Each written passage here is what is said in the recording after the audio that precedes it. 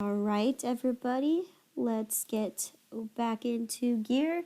So, in the first section of the periodic inventory, we got to look at purchases, right? And we got to look at taking advantage of purchase discounts.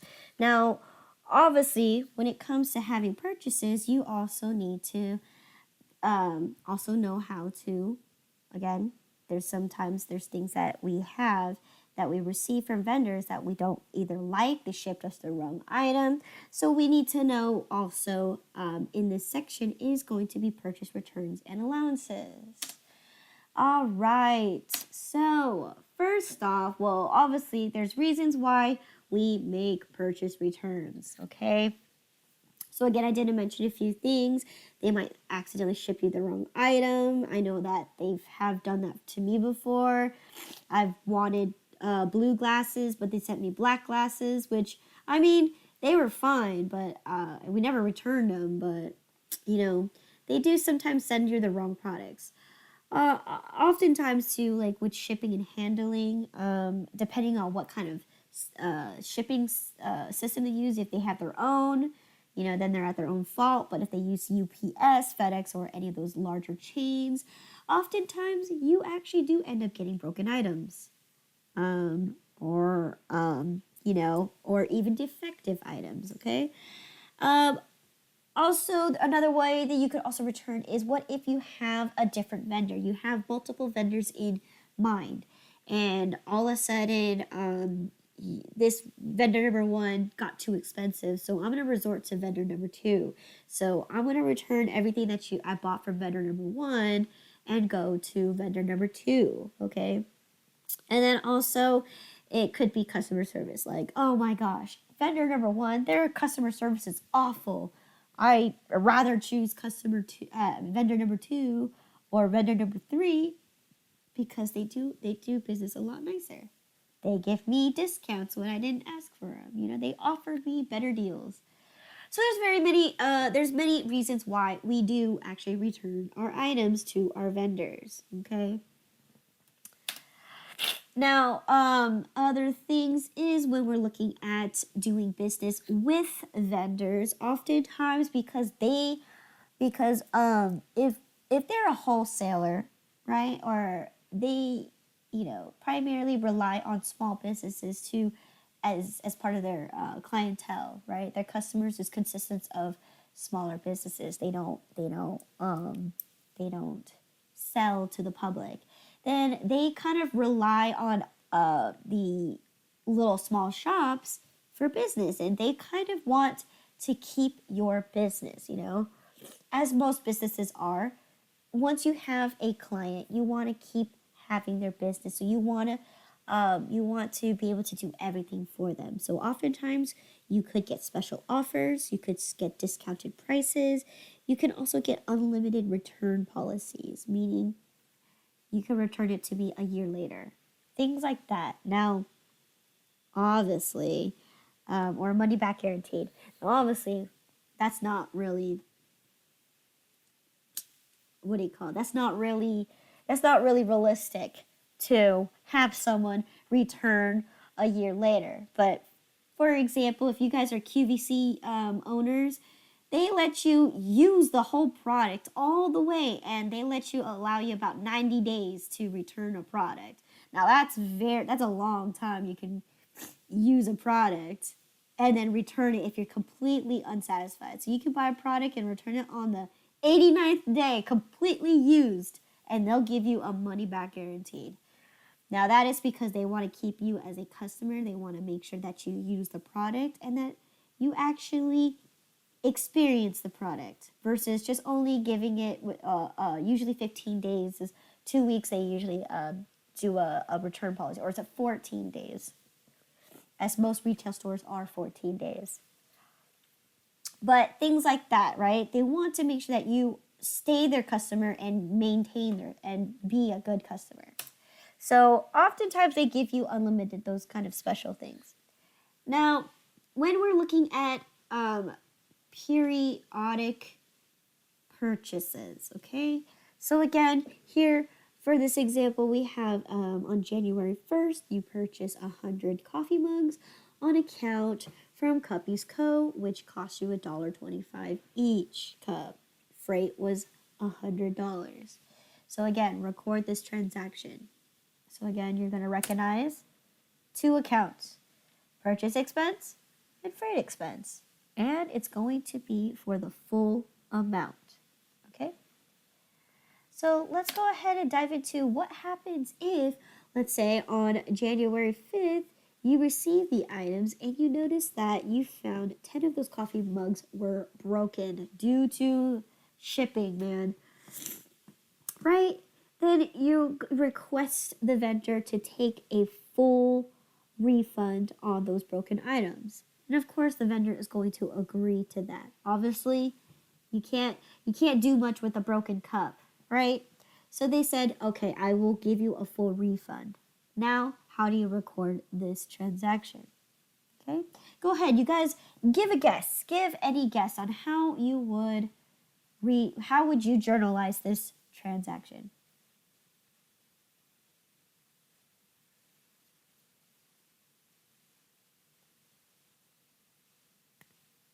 I'll guess. Okay. So, well, with that, I'll calculate first the total amount of that 100 pieces. So I would put the total amount of 125, Okay. and then plus the expense, and then credit the, how much? 12, 12.50, something like that. I'm not Oh, sure. okay. 1250. Okay. The credit, and then of course the accounts payable would be whatever the debit would be the same as. Okay. So what account would you use to credit? Because you're on the same. In. You are actually on the right track. The credit would be the cost of the damaged item. Okay. Okay. Anybody else want to guess? Because Lynette, The accounts payable, right? accounts payable, yes, because you had it originally on account. And Lynette, you are correct. You would use the 125 because you cannot get your money back for shipping, right? Shipping is a flat rate, or it's a permanent rate. You cannot ever touch freight. So yes, you are correct that when you return the 10 items, you will return it for the $1.25, which gives you $12.50. You are right, and you would credit it. Now the account you would use is going to be right, the title of this entire lecture, which is purchase returns and allowances. And yes, you would decrease your accounts payable by that $12.50. So good job. That was a good guess. So that is what you're going to ultimately do, especially when you're dealing with periodic inventory. Okay? And then when we dive into perpetual inventory, it's a completely different way of journalizing. Yep. So I just want to let you kind of like give you pieces of information here and there that, oh, this applies to everything. No, it doesn't. It only applies to periodic inventory. Okay? So yes, good job. So that's what happens. You're going to have a purchase returns and allowances. Now, purchase returns and allowances is a contra account. Okay? Make sure you guys know that. It is a contra account to purchase expense, right? It decreases purchase expense by creating a returns and allowances. Now, in this case, you can look at it in a sense where this is a full return, right?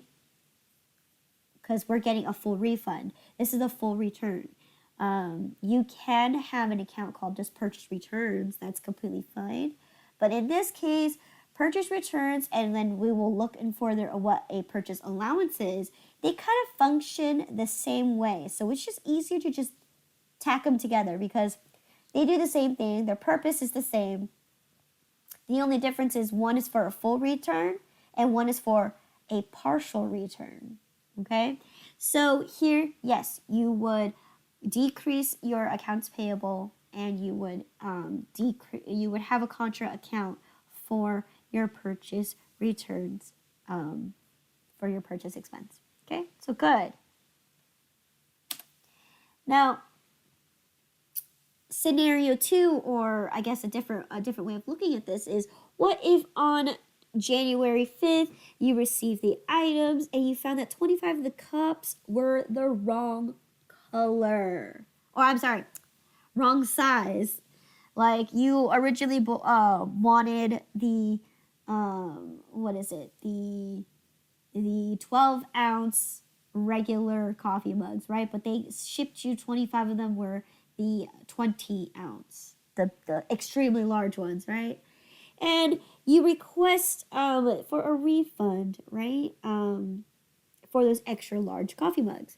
However, the vendor, for some reason, they convinced you to keep those cups because you could. They're not bad.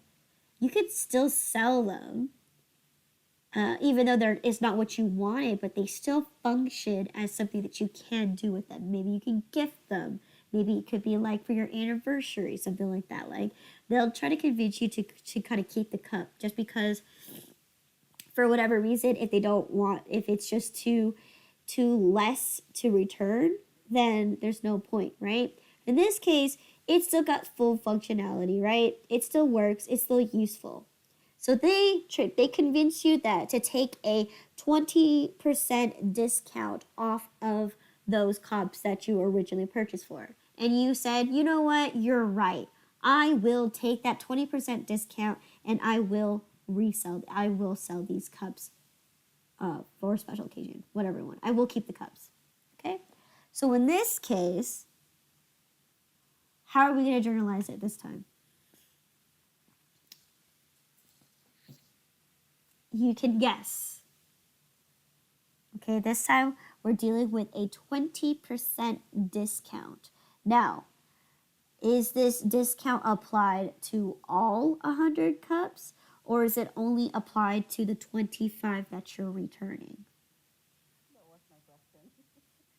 Well, I'm asking you guys. Well, you requested the refund on the extra large, so I'm assuming, I would make the assumption that they're offering 20% on the extra large, but that's just an assumption. Exactly. Because this is exactly why it's considered a returns and allowances, is because you're trying to return the item. You're trying to return these 25 cups, but the vendor declines you nicely and offers you an alternative. They offer you, you know what, you can keep those cups, but I'll give you 20% discount off of those 25 cups. So that's what they're trying to say to you. So, how would you calculate this? Would it be off of the price of the regular mug, or is it like, are the larger mugs a different price point? Okay, so what they did for you is you ordered all of them to be regular. So they already charged you for the regular price. But, whoever packed the cups mistakenly gave you the large cups instead of the regular cups. So it was on their fault that they pretty much sold it to you a lot cheaper than what it originally is. But because they don't want it back, or for some reason they said, hey, you could still use it, I don't want it back, especially because, it's, they're trying to decline you from, they want to keep you as a customer, right? They want to keep the product sold. So they're telling you, you know what, I'll give you a generous 20% discount. I'm sorry, it's not what you wanted, but you can still use that product. So you go ahead and say yes. So the price of those 25 extra large coffee mugs are the same because they charged you originally for the regular mug. They just accidentally shipped you the wrong one. Okay? All right. So in this case, what accounts would you use? And we haven't paid it yet, right? We haven't Correct. Correct. We haven't paid the invoice yet. You're using the accounts payable Uh-huh. account Good. with the original invoice, but you have to calculate the 25, what the cost is of the 25, and then put whatever the discount amount is of that 25 on the original invoice. Good. Perfect. That's exactly what you got to do. All right. So in this case, we're only returning 25. And because they originally charged you $1.25 for them, you're just going to go ahead and find out that that total is going to be for $31.25. Then you're going to apply another additional 20% discount, which is $6.25. So essentially, you're going to put it in the same account, the same contract account for purchase returns and allowances, and you're decreasing your accounts payable, which is your bill. And oftentimes when you do that and the vendor approves it, they'll send you a new bill. But in this case, you also want to keep track of it as well. You don't want to rely on the vendor to do the job for you. You want to also make sure that you keep your journals up to date as well, because you don't owe that money anymore. You owe less than before.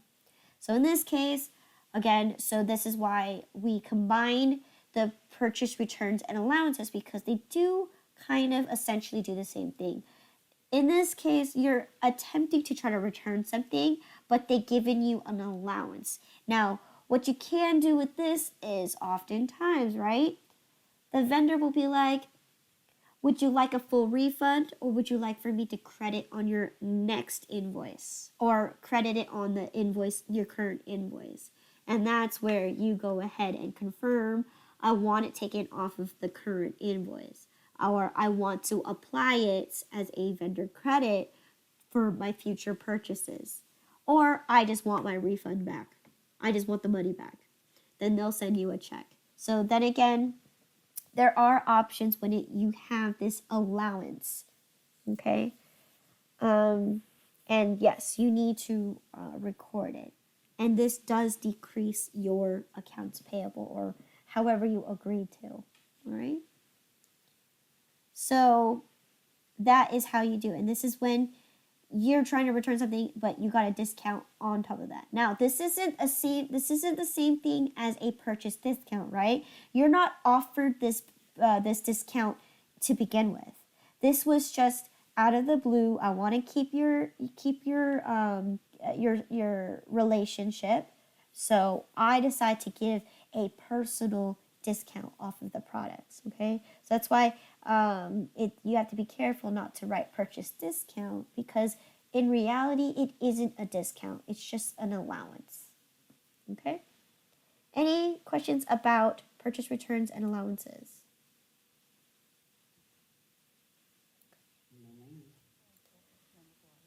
Okay. I have a question real quick. Purchase and allowances, would it always be a credit? Yes, because it's a contra account, and it's a contra account to purchase expense. And expenses normally have what kind of balance? Debit. Exactly. And contra flows in the opposite direction of the main account. So in this case, because it is flowing in the opposite of a purchase expense, it will always be a credit. Yes, ma'am. Okay. Yes. Any other questions? Yes, I do have a question. Yes. Can we put all the journals together in one piece of paper or separate? Yes. Because Yes. you're taking just by the date, that would be your basis. Yes. That is related from the original purchase Mm-hmm. down to the payment and all those kinds of things, or Mm-hmm. returns or adjustments. Okay.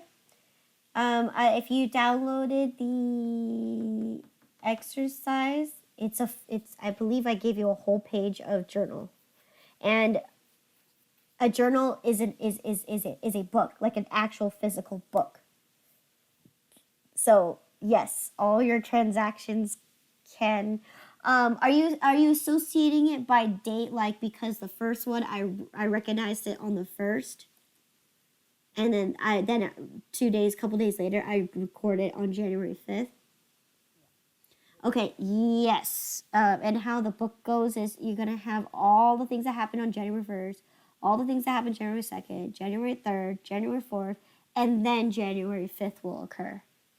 So if you're asking to take this and place it in front of where the original purchase was, no, you cannot do that.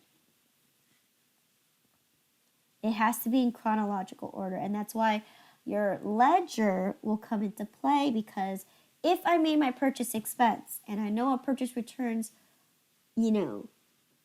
is a contra account to it, what you're going to do in your ledger is you're going to be really descriptive. You're going to say, well, this is from invoice blah blah blah. And oftentimes you will, when we go into QuickBooks, is you're going to have either an R or a letter C. An R is for returns or revised, and then C is for credit. Okay, and then you'll get to see what I mean when we dive into giving vendor credits, or the vendor gives you a credit. You're going to look at a credit memo and how it applies to either your invoice, or you can apply it to your customers' invoices. Okay, so this is essentially the same thing. Instead of doing that, instead of recording it, what you're going to do is you're going to actively give them a credit, and you'll see how to do that when we move into QuickBooks. Okay. So essentially, all of this that I'm teaching you right now is just square one introduction. All of this can be easily done through QuickBooks without having all this information, if that makes any sense. Okay. So any other questions in regards to just purchase returns and allowances? Okay. Again, nothing? Okay. All right. So again, this only applies for periodic inventory. Okay? You're going to have to create a contra account for purchase returns and allowances. When we move on to perpetual inventory, the other one, it's going to be journalized differently. Okay? So again, purchase returns and allowances only applies to periodic inventory. Okay? And it will make a lot more sense when we do the conversion process.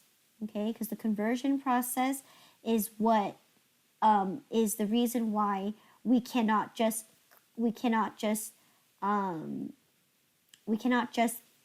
credit our purchase expense. Purchase expense is one of those accounts that cannot be reversed. You can only add. You can never subtract from it. The only thing that you can do is create a contra account to decrease a purchase expense. Okay, so yeah. If you don't have any other questions, then I guess we can go ahead and start our Chapter 5 exercises. Okay? All right, so that was just review of what I just taught, which is basically one scenario where you're getting a full refund, which is a full return, and the other one is going to be looking at getting a discount on the returned items, which is considered an allowance.